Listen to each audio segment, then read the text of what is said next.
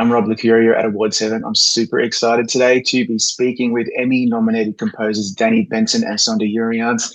Guys, welcome to the show. Thank Hey, you. good to see you. Guys, as I was telling you offline, I'm a genuine admirer of your work, what you built across Ozark and the OA and so many other shows like Outer Range. I could go on all day. And now the Audacity.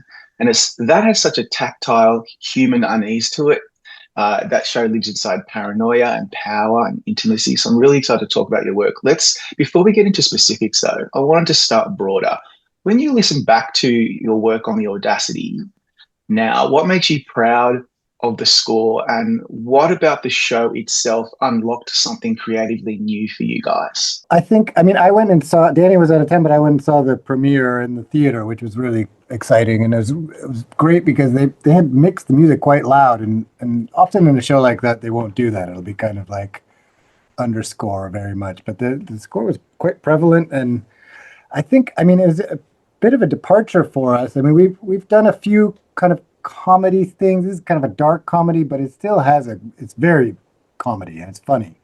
And I was just like all of these weird sounds we decided to use, the timpani, this kind of harpsichord and Baroque kind of instrumentation, which we were kind of like we've used some of that before, but quite tentatively, like we don't, because it kind of connotates all sorts of different things that we're just generally weary of that kind of descriptive instrumentation. But I think the way we ended up using it really worked in this kind of insane way that complemented the insanity of the show. So I think that's what was fun. And as far as like opening up creative, I mean, it was just fun to work with those instruments. And, we had a couple of timpani in the studio here with us, and we were just having fun with them.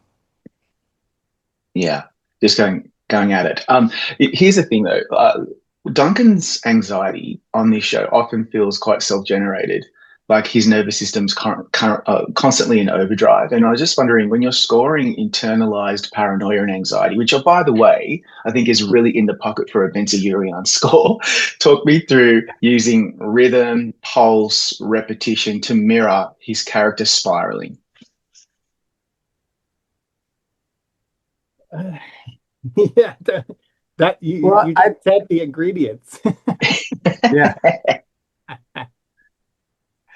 I mean, this was a big, like, when we started, we're always, whenever Danny and I are beginning a project, we're always talking to the director or showrunner about perspective, music perspective. Where's the music being, where's it coming from? Whose perspective is it? Is it like an overarching kind of omniscient comment on what's going on, or is it the main character's inner kind of dialogue with themselves? And in this case, I think it's a little of both. I mean, it really is this grandiose baroqueness of it that's what Duncan thinks he is. I mean, he thinks he's this massive, important, serious figure, but then the overarching kind of aspect of it is the ridiculousness and the absurdity of the whole thing, which kind of, but yeah, the rhythmic aspect of it, this kind of, these like weird stilted and off, nothing is quite perfect. Everything is falling apart a little bit. There's weird time signatures. That was a big part of his inner dialogue for sure. Like, even Jonathan, the showrunner, he like kept on. He would always push us to not finish cues. Like a cue should never finish; it should always just kind of fall apart. Yeah, And so that that dissipates. Yeah. yeah, yeah. So there's always this kind of trailing off. And we had that approach with the players too. So it's almost like the ensemble sounds like a high school chamber string group, right? Like trying to play Baroque music. And they're like good musicians doing a really good job, but it's a little bit off, just like him, right? It's like the music is stately Baroque, dun dun dun dun, big timpanis and gold rooms and Paris, and like from the 1800s, 1700s, like, and it's like, what does that have? It's absurd how like serious the music is, but somehow we always take Baroque to be a little funny, right? So there's something funny about it because it almost takes itself too seriously. It's perfect for Duncan. That's like his description. He takes himself way too seriously and thinks that he's this confident and successful, etc. But he's not. It seems like everything's about to fall apart, and that's what our little ensemble sounds like, I think. But again, the music is very serious. It's not humor. There's not humor in the music. It's regular, good Baroque music. That's Yeah. That's That it does. So I'm thinking particularly of a track called Hypernotes Assemble, which I think plays back right at the beginning of the pilot when Duncan's driving back home. He's very frustrated. He's jittery, and that Baroque set. Well, that sound to me was like this layered caper, like. Oh, yeah. It's kind of like, yeah, I love that. I think that is so interesting that you chose to go down that road because it's like. It's really hard to make music that's satirical, but I think you both really nailed it on that. And so I'm just wondering, when you're leaning into that side of things, what are the conversations like about not going too far but giving us enough so we know what you're trying to achieve? Yeah, I mean, that was a big point when we started the show. They had actually the temp music they had used was all very wrong. It was like from comedies. It was, like kind of little electronic QEQs here and there, and like kind of commenting on the comedy. Yeah, sitcom. It felt like sitcom. And it was ruining the show, and they knew it. And when we came in, and I don't know how it came up in the conversation, but like the timpani was mentioned right away, and then strings, of course, and I think the consensus was like, this needs to be a serious score. And it's not serious. It's weird and it's all over the place, but it's serious in that it's not like bouncy and kind of like commenting. There's never like a break for a joke or something, like, so it's really, we're scoring it like a drama, and avoiding any kind of comedic, like trite comedic moves. Yeah. I know that piece that you're talking about when he's driving the car, and that dum dum dum dum. It's that four-note melody thing, and you can. I remember, Saunder, you made a piano piece that had that, and then I put strings on, and then we saw that piece take shape, and that was a great example of sometimes you write a really great piece of music.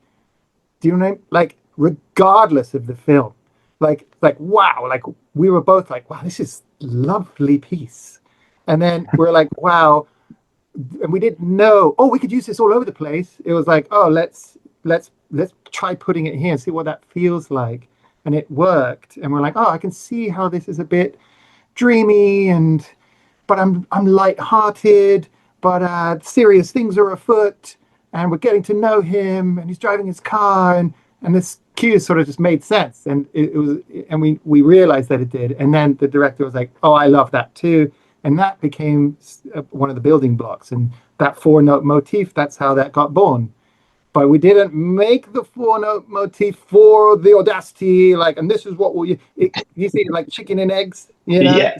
What comes, I don't know. We don't know always, but that's how that piece came about. We're like, oh, this fits really nicely. Because there's like, there's Duncan crazy, then there's Duncan who's like really quite smart at getting things done, and then he's driving in his car usually in the middle of these two. So what's the piece of music that sort of bridges the gaps? Yeah. That's how I sort of saw that piece. To follow up on that, then there's another track called "Give It Up," and maybe you don't quite remember which one it is, but it's a similar track that to me feels like a lot of your music, which is being built in real time. So there's a bass drum pulse, there's a repetitive piano figure, there's anxious strings, bells, choral color expanding the space. So when you're layering and adding elements in a scene, you're spotting a scene, for example, are you reflecting like new information that's coming into the scene visually, or are you reflecting maybe Duncan's internal escalation? Like what normally guides you when you're doing something like that? I think it's a little of everything. I mean, Mm. we we're pretty much we improvise to the film or to the show, and I think I mean it's different for every cue, obviously, but sometimes it's literally the pacing of the editing and the dialogue. How does the dialogue rhythmically feel to us, and that filters into like our rhythmic decisions. Um, but yeah, I don't know. I don't know if there's one way we do it. We just kind of go for it. Yeah, And both of us, and like Danny will start a cue and do just that, improvise to what he's seeing on the screen, and then he'll pass it over to me, and I'll find a whole new thread to add to it, or to mute some yeah. stuff to make room for something that I'm feeling in the scene, and we have a really fast kind of natural dialogue at doing it. One of the fastest examples of that is maybe I'd write a couple of cues and I'm doing the harpsichord and timpani. And I'm like, oh, this is all very much. And the strings are doing their little and I, oh God. And I'm like, kind of sick of this sound. I'm in episode 4. I'm like, ah, Saunder's going to put some vocals on this anyway. And as soon as he does, it's going to change the flavor and the entire thing. Like somehow these vocals that he was doing, ha, ha, ha, and all these things changed. And suddenly this whole heavy cue is like really light-hearted, like these like choir boys or whatever you want to think, however you want to go ha ha, and it's like, oh, it's not so heavy, it's so light now, and you just change the flavor. And it's like I can't. It's weird. It's like we make these pieces of music for these scenes. It's almost like saying, okay, you're gonna make a piece of music, but right here you can't have anything, and right here don't get loud, and then here's this, and right here is a 2 sentences, so stay underneath, and then end there, and it's like, and make it sound like real music, you know, Yeah, it's like make it sound like a Perfect. real, and that's it's weird, isn't it? It's kind of backwards, as yeah, opposed to we could write the piece first and then take things out to fit, and that does happen sometimes if you're reusing a cue later on. So like, stick that cue right in there. Oh, it works quite well already. Just take this out. Oh, look at that. Great. So that could be yeah, a way. So we don't have a plan. It's each cue we just start. Just like, what can we do? Throw some paint at the wall and see where it sort of sticks, and just make sure you don't do anything here for this, and that. And then we just sort of sculpt around the dialogue and just sort of understand what's happening. And then some cues we might get wrong. Like, oh, this is way too anxious, and then the director comes back and says, no, no, no, this doesn't feel right. Like, this is from her perspective. Like, we don't want to feel that. Like, try it different. And we're okay, and we try something else, and that's right. Um, and that's basically how we do it. yeah. Um, That makes sense. That makes sense. Um, so you talked about the timpani. I got to say, by the way, as a non-musical person, when I make notes and I hope that I'm right, I was writing timpani quite a lot. I'm like, geez, I hope I'm right and I don't look like an idiot. And So that's good. I've got the tick. So there's a ton of percussion on this score, which is great because that's what I love to listen to. But it doesn't feel like just like drums. Like it feels like surfaces being struck and scraped and plucked and close mic'd and on cues like one by and glass trophy case. So what instrumentation is actually making those sounds in addition to the timpani? And how early did you decide that percussion would be a really fundamental element of this score overall? I mean, we always use a lot of percussion, so we Yeah, immediately kind yeah, of like we move towards it naturally. But I think in our initial conversations, we all mentioned it, and Jonathan mentioned it, that it needed the propulsion, and again, it's that frenetic pace of the mind of Duncan, and actually the rest of the cast too. I mean, it's like everybody's nuts, and everybody's mind is way overworking.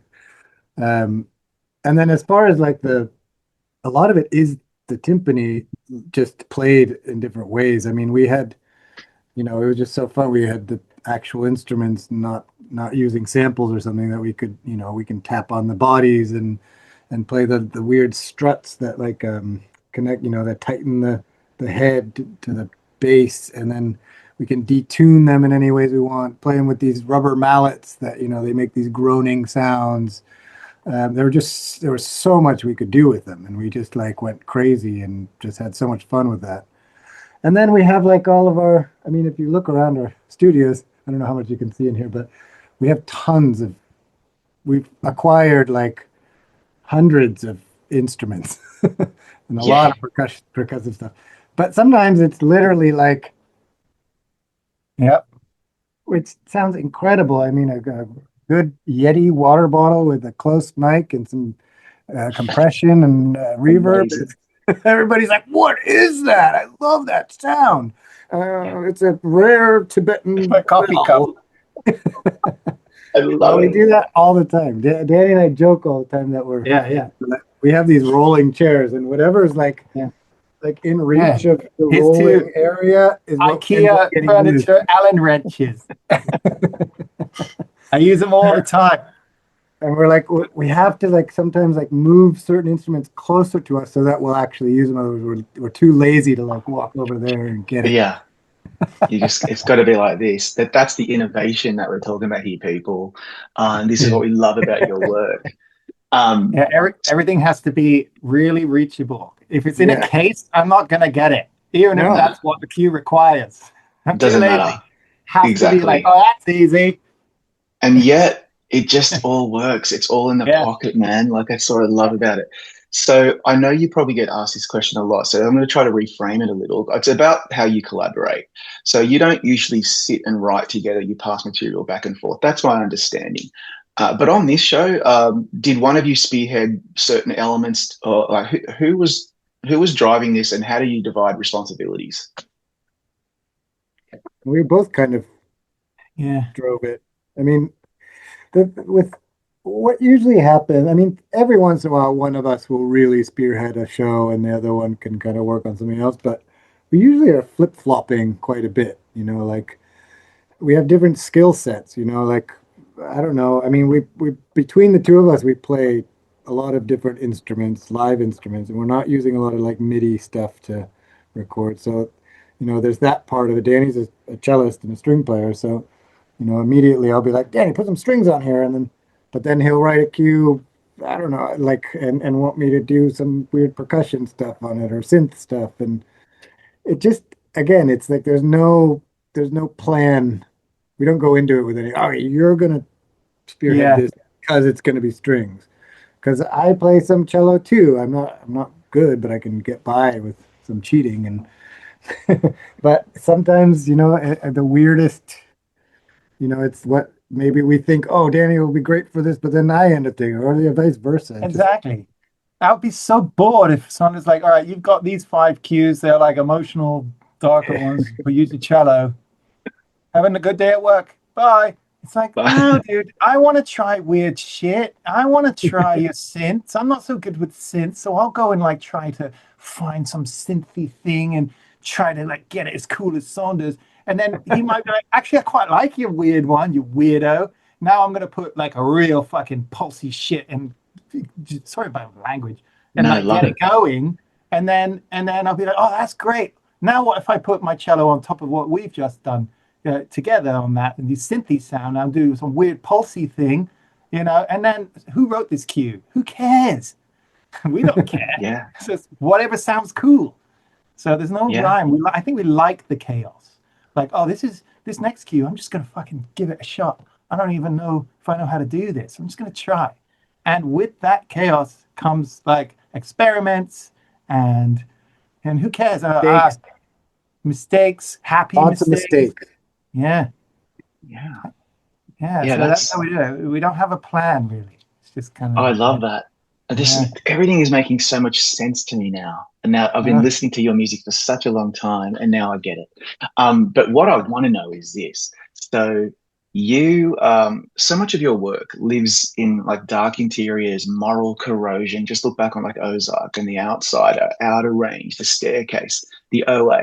So and now of course the Audacity, which is a funny show, but the people on this show, as you said earlier, are nuts. So what is it about that emotional territory that obviously seems to really resonate with you both? I don't know. It's a good question. It's funny because my wife, who is a huge fan of music, loves music, but she cannot listen to melancholy, sad music. She can't. She can't listen to Radiohead. She can't listen. She doesn't even like the Beatles. They're like she just can't. She can't do it. And I have always only been able to listen to that kind of music. But I don't know what it is that draws us. I think it might be we've always been really excited about experimenting with sound, and often that takes a kind of sinister or disturbing um, quality to it. And I think we really like we dive into every project with a like babies, excited to play in the dirt. Like, oh, what are we gonna do today with this? This new show needs a whole new palette of sound. It's not like we're like, okay, get your template out with your instruments that you always score with, and otherwise we get bored. So I don't know. I think it caters to a lot of that kind of um, darker, thrillery stuff. But we do a lot of other stuff that's not as much. It's not as popular because there are a lot of documentaries and stuff. But we have done some stuff that's not dark. True. I That think, is true. yeah, and I think there's a pull or a gravitational sort of pull for us that I think there's like an existential kind of like when when we see a character and we want you to really feel for that character and like what is that character's like deep, what's there?